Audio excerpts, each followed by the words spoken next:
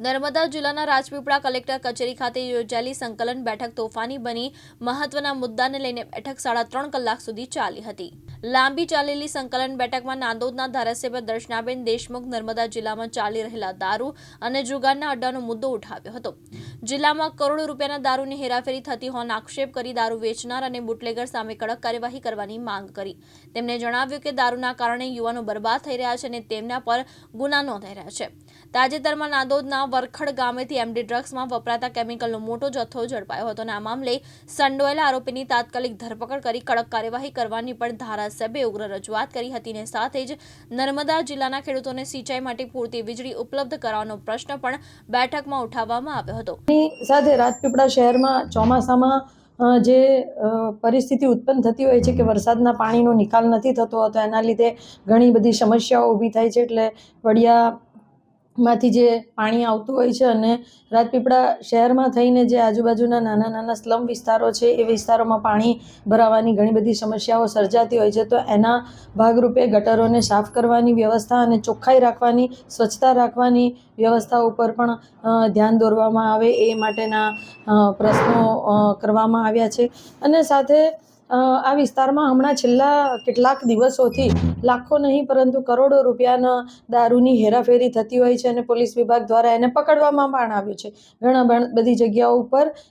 એ દારૂઓનો નાશ પણ કરવામાં આવ્યો છે। ત્યારે આ વિસ્તારના નવયુવાનો કે જે લોકો પોતે આ દારૂના રવાડે ચડી જાય છે અને એમના ઉપર પણ ઘણીવાર કેસ થતા હોય છે, ત્યારે એ બધા કેસ ન થાય એના માટે જે લોકો દારૂ વેચે છે એમના ધંધાઓ જ બંધ થાય એ માટે સખત કામગીરી કરવામાં આવે અને એમના ઉપર એક્શન લેવામાં આવે એ વાતની એક રજૂઆત કરવામાં આવી। અને આના લીધે જે નવયુવાનોને ફેટલ થઈ જવાની પણ ઘણી બધી શક્યતાઓ રહેતી હોય છે, ત્યારે આવા વિસ્તારમાં નવયુવાનોનું જીવન બચાવવા માટે આવા લોકો ઉપર એક્શન લેવા માટે અને દારૂ જુગારના જે લોકો ધંધા કરતા હોય છે એમની ઉપર સખત એક્શન કરી એમની પર કાર્યવાહી કરવામાં આવે એ વિષય પણ લેવામાં આવ્યો છે। કહ્યું છે કે એમણે અત્યારે તો એમણે જણાવ્યું અમને કે ઘણા બધા લાખો કરોડો રૂપિયાના દારૂઓનો ધંધાઓ જે લોકો કરતા હોય છે તો પકડવામાં આવ્યો છે અને એનો નાશ પણ કરવામાં આવ્યો છે। અને આવનારા દિવસોમાં જે મધ્યપ્રદેશ અને મહારાષ્ટ્ર વિસ્તારની જે બોર્ડરો છે એ બોર્ડરો ઉપર ચેકિંગ કરી અને એને ઉપર સખત એક સઘન ચેકિંગ નાકું તૈયાર કરી અને જે રીતના એ બાજુના વિસ્તારમાંથી આ બાજુ લોકો દારૂ ઘુસાડતા હોય છે તો તેને બંધ કરાવવા માટેની પૂરેપૂરી ચોકસાઈ રાખવામાં આવશે, કાળજી રાખવામાં આવશે। અને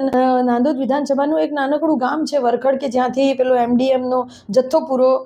મળવામાં આવ્યો છે અને ત્યારે એ જે મળ્યું છે કે જે એક ethyl piperazine, urea nitrate, palmitic acid, paint stripper અને નાઇટ્રોગ્લિસરીન, તો આ જે વસ્તુઓ જે મળી છે એ જિલ્લા CDHOને પૂછવામાં આવ્યું તો એમણે એવું કીધું કે આ માદક દ્રવ્યોમાં વપરાતા અને ડ્રગ્સમાં વપરાતો જ એક સામાન છે કે જે આપણને મળી આવ્યો છે। ત્યારે પરંતુ પોલીસ અધિકારીઓનું કહેવું એવું છે કે પપ્પુ ચૌધરી નામનો જે વ્યક્તિ છે એ ફરાર છે, એને શોધવામાં આવી રહ્યો છે। સાથે જે એમનું ઘર છે એ સુધીરભાઈ પટેલની પણ એમની સાથે સંપર્ક કરવાના પ્રયત્નો કરવામાં આવી રહ્યા છે, પરંતુ હજુ સુધી એમની સાથે કોઈ સંપર્ક થયો નથી કારણ કે જે ઘર હતું એ બંધ હાલતમાં હતું। એના માટે જ કહ્યું કે જે લોકોની ઉપર એક્શન લેવાના છે અને જે લોકો આ રીતનો ડ્રગ્સનો ધંધો કરવા માટે કે જે બી માલ સામાન અહીંયા કાચો માલ લઈને પણ અહીંયા આગળ આવ્યા, ત્યારે આ ખૂબ જ ગંભીર બાબત છે નર્મદા જિલ્લા માટે। બીજો એક વિષય હતો કે નર્મદા જિલ્લામાં ઘણા બધા આઉટસોર્સિંગથી કામ કરતા ઘણા બધા યુવાન યુવતીઓ કામ કરી રહ્યા છે, તો એમને પગારમાં જે 2-4 મહિને 6 મહિને પગાર થતો હતો તો એવા લોકોને કે જેમ કરીને આશા બહેનોના પગારની વાત છે, DRDAમાં કામ કરતા GRSના જે એમ્પ્લોઈઝ છે એ લોકોની જે કામ કરતા છે એ લોકોની સાથે અને મામલતદાર કચેરીમાં જનસેવા કેન્દ્રમાં કામ કરતા જે બી કર્મચારીગણ છે આ બધા જ લોકોને જે પગારની જે સમસ્યા હતી એ સમસ્યાનું વહેલી તકે નિરાકરણ કરવામાં આવે અને આવી રીતના સમસ્યા ફરીથી ના ઉદ્ભવે એ માટેના પ્રયત્નો જિલ્લા વિભાગ દ્વારા કરવામાં આવે એ માટેની એમને એક તાકીદ કરવામાં આવી છે। સાથે ઘણા બધા વિસ્તારોમાં જે રહેણાંકની વાત કરીએ આપણે અને સિંગલ ફેઝ ખેડૂતોને જે સિંગલ ફેઝ મળતું હોય છે જીઆઈબીનું કનેક્શનનું, તો એ કનેક્શનમાં પણ ખેડૂતોને સિંગલ ફેઝ મળી રહે એ માટે એમ તો આઈડિયલી 10 ખેડૂતોની જીઈબીમાં પરમિશન હોય છે, પરંતુ જીઈબી અધિકારી દ્વારા એવું કહેવામાં આવ્યું છે કે અમને 6-7 ખેડૂતોની બી પરમિશન મળી રહેશે તો અમે એમને સિંગલ ફેઝ આપી દઈશું, અને એટલા માટે 39 જેટલા ફીડરોમાં સિંગલ ફેઝ પાવર ચાલુ કરવાનો બાકી છે. જો ત્યાંના ખેડૂતો એમને જલ્દીથી એમને 5-6 ખેડૂતોનું બી પરમિશન આપી દેશે તો એ સિંગલ ફેઝની કામગીરી વહેલી તકે પૂરી કરવામાં આવશે.